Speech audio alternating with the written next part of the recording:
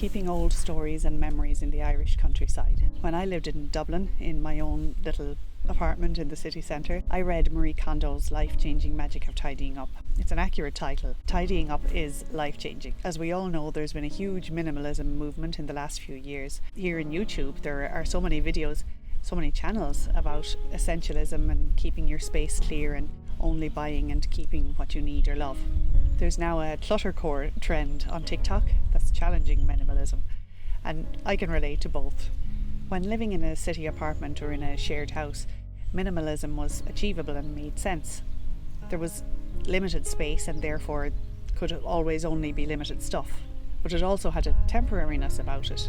It was easy to clear out stuff that was recent or in itself temporary in nature.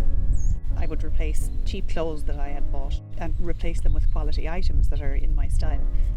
Cheap throws and cushions that were wearing thin and that were bought to fill in a gap until I settled somewhere. These were easy to donate, and I patted myself on the back for my strength.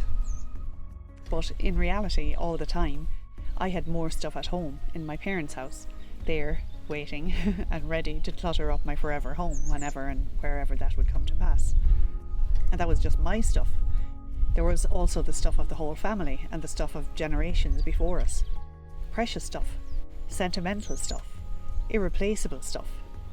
I love the ideas of minimalism and essentialism, clinging on to anything physical or emotional, especially for reasons of trauma or guilt, feels cloggy, and letting it go feels unbelievably freeing and healthy. Likewise, I love the principles of, say, permaculture, respect for nature and the planet, and respect for ancestral traditions. What's not to love?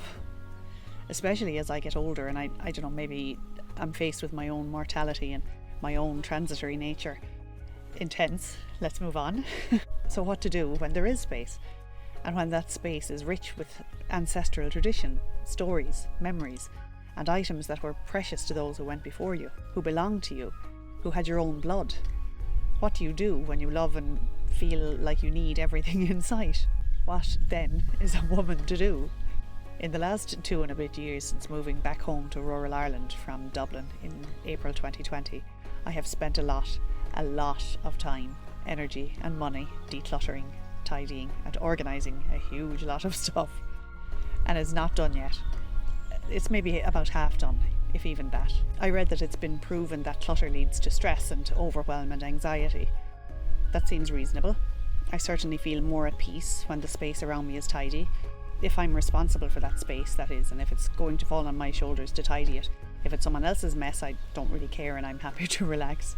Over the last couple of years, opening up wardrobes and boxes and sheds full of dust-covered stuff, inside the house and outside, there was a physical response to the emotional pain of letting go. It was very emotionally taxing. And that was just from the letting go of the stuff that really was rubbish or something that someone else might love. For the stuff I loved or that someone in the family loved, we kept it. What we kept might seem like useless things to someone else, but we kept them because they're connected to loved ones, some of whom we've never even met. I don't think I could ever make a case for decluttering them. Items like old tools and sheet music and even clothing, or better again, decades old pieces of material or slightly hideous ornaments or furniture pieces. These might cause an outside observer to scratch their head and wonder. But as far as I'm concerned, each of them tells a story that's worth remembering. They instantly make me relive very special memories. Could I remember the stories without the objects? Possibly. But not only do I not want to, but these things bring me right back instantly to a memory that I fear might not be triggered ever again without their participation in connecting me to it just perfectly. It isn't easy to let go of things that have sentimental value with deep and important memories, and I don't want to. I know some of the memories aren't even mine, but keeping them is an act of honouring the love of those who came before me, those who paved the way. There are some things that no matter how much a new owner might love them, I can't see how anyone else could care about them in the way they deserve to be cared for by knowing their history. Maybe you're watching this and you're holding on to things that make little sense and maybe that you feel guilty about. And maybe you've been encouraged to let these things go and have questioned holding on to them yourself. I think there's probably no doubt that decluttering makes sense, but from a sentimental standpoint, all I want to say is that I get it. I'm in no position to judge. And I don't have an answer for you other than to know that you're not alone. If you have old jumpers tucked in the top of the hot press and a large tool collection stowed away in the shed that you don't know how to use.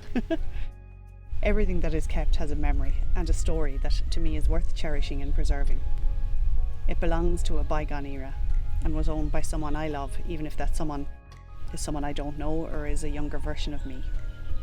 And there's space available to look after it. And I also wonder if there are just some things in life, some old, nearly forgotten things that, as well as being an honour to preserve, are also a responsibility to protect and cherish and keep.